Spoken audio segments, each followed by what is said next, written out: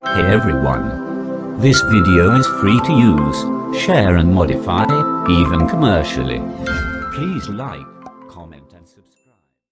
Kalian pernah nggak sih di rumah kalian makanan sering hilang? Itu juga terjadi sama Joe Cummings, dia tinggal di apartemen di Amerika. Dan karena penasaran kenapa, dia akhirnya pasang CCTV yang menghadap ke dapurnya dia. Nggak disangka-sangka, ternyata selama ini ada cewek yang tinggal di apartemennya dia loh. Ini yang dia temuin di CCTV-nya. Jadi tiap malam ada cewek yang selalu merangkak dari atapnya dia untuk ambil makanan dan minumannya dia.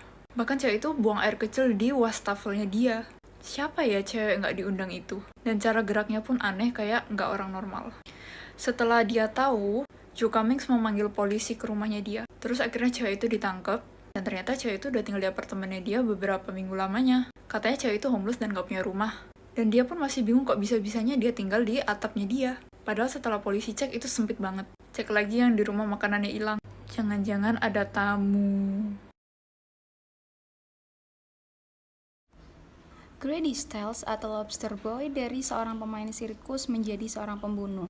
Grady terlahir dari keluarga yang memiliki kelainan bawaan ectrodactyly yang membuat jari mereka seperti ini. Grady lahir di Pittsburgh tahun 1937 dengan kelainan bawaan ectrodactyly yang ada di tangan dan kakinya yang membuat dia kesulitan untuk bergerak dan lebih mengandalkan bagian tubuh atas. Dan ia memanfaatkan kelainannya ini untuk menjadi seorang pemain sirkus. Kemudian Grady menikah dengan seorang wanita yang sama-sama bekerja di tempat sirkus. Dari pernikahan itu, Grady memiliki 2 anak, di mana satu anaknya memiliki kelainan ectrodactyly dan kemudian memutuskan untuk bekerja sebagai pemain sirkus. Dan ketika bisnis sirkus milik keluarga Grady mulai redup, ia menjadi seseorang yang lebih pemarah dan suka mabuk-mabukan. Bahkan Grady hampir membunuh istrinya menggunakan tangan capit lobsternya. Dan di hari pernikahan putrinya, Grady resmi menjadi seorang tersangka karena telah menembak calon menantunya karena tidak setuju akan pernikahan itu. Gue bingung banget sama orang-orang yang sensian ngelihat orang belanja baju di luar. Emangnya kenapa gitu? Emangnya nggak boleh meninggal pakai baju bagus?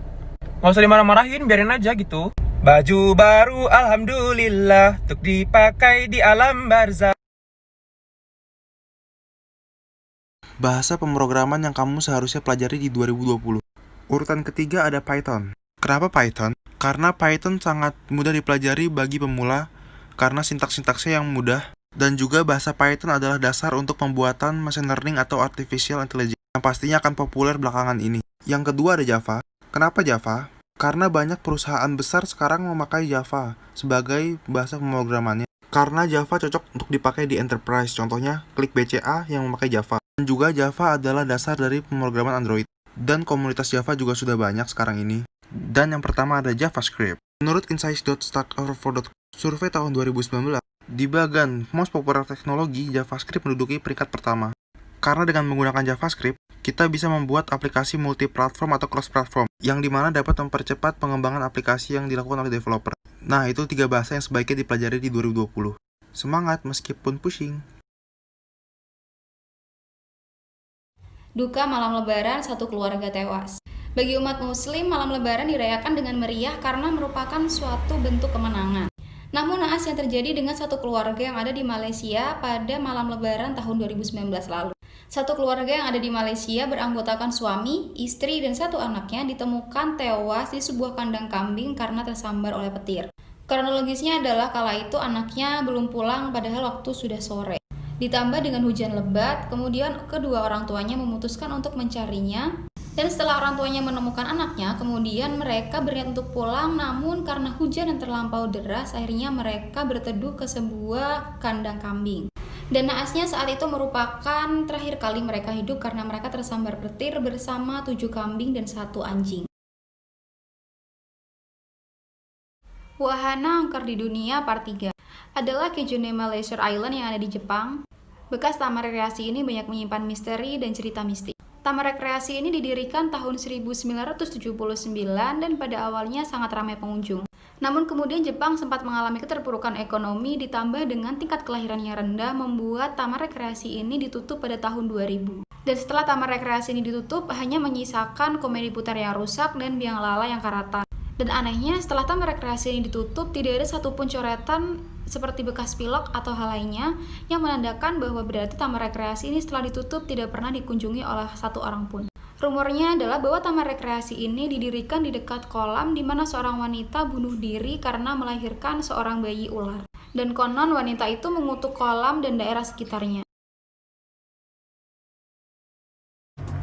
5 tanda kalau teman kamu itu real.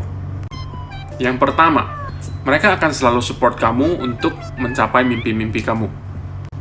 Yang kedua, mereka akan tetap bersamamu walaupun hidup kamu di atas ataupun di bawah.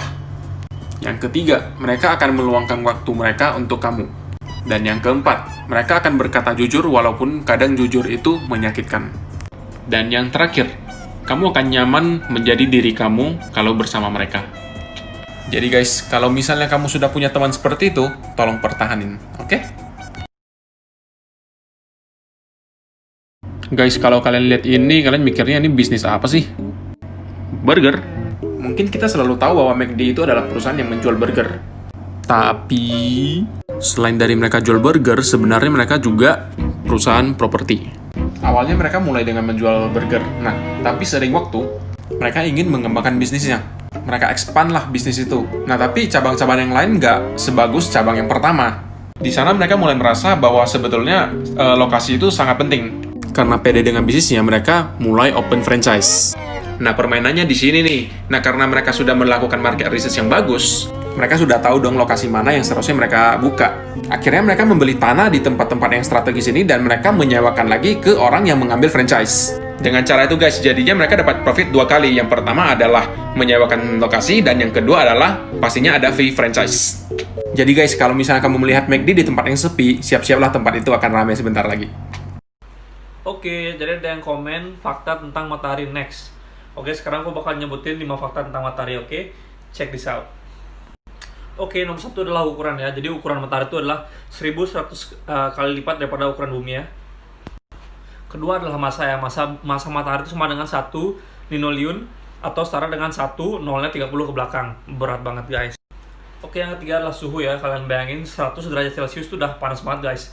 Sedangkan matahari itu paling rendah 5500 derajat Celcius dan paling tinggi adalah 15 juta derajat Celcius. Panas banget guys. Oke, nomor 4 adalah energi ya. Kalian tahu nggak 94% energi di bumi itu berasal dari matahari guys. 5. Gerakan. Banyak yang bilang matahari itu nggak bergerak karena kita bumi mengelilingi matahari.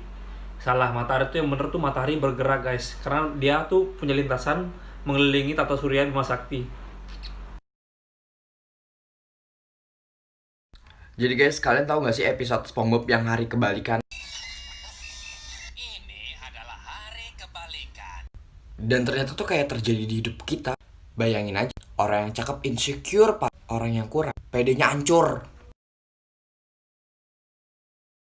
Elon Musk mau ada sistem pembayaran yang online, makanya dia buat PayPal. Elon Musk mau mengendarai mobil listrik, makanya dia buat Tesla Motor. Elon Musk pengen pergi keluar angkasa lebih murah, maka dia buat SpaceX. Elon Musk mau ada transportasi dengan high speed, makanya dia kembangkan Hyperloop. Elon Musk tidak komplain seberapa jahat dunia ini, seberapa buruk dunia ini, tapi dia merubah dunia. Be like Elon guys.